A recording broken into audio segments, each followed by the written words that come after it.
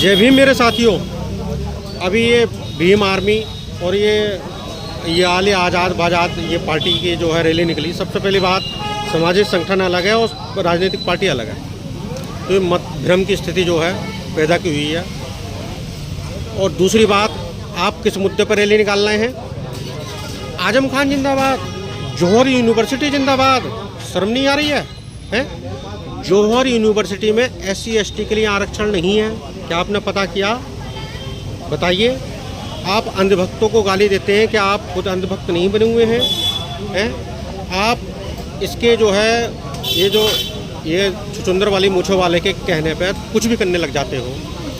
अभी जंतर मंतर पर ये इसके डायलॉग सुने कि कोई हाथ नहीं लगा सकता, पुलिस की ज़िंदगी खराब कर दूंगा, और महिला सांसद का हाथ पकड़ कर भाग गया। तो भाई साहब, ये वही जौहर यूनिवर्सिटी है जहाँ SC ST के लिए आरक्षण नहीं है।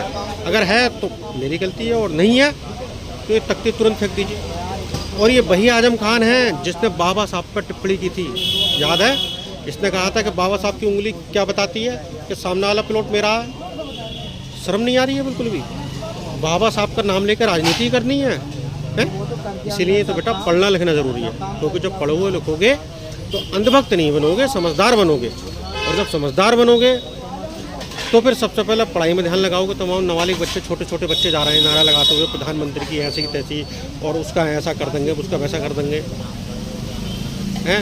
और तुम्हारा जो मुखिया है वो डंडा पड़ने के नाम पर भाग गया, वो वहाँ जाके बैठ गया, पराठा खा रहा है वहाँ अकेला बैठा हुआ है।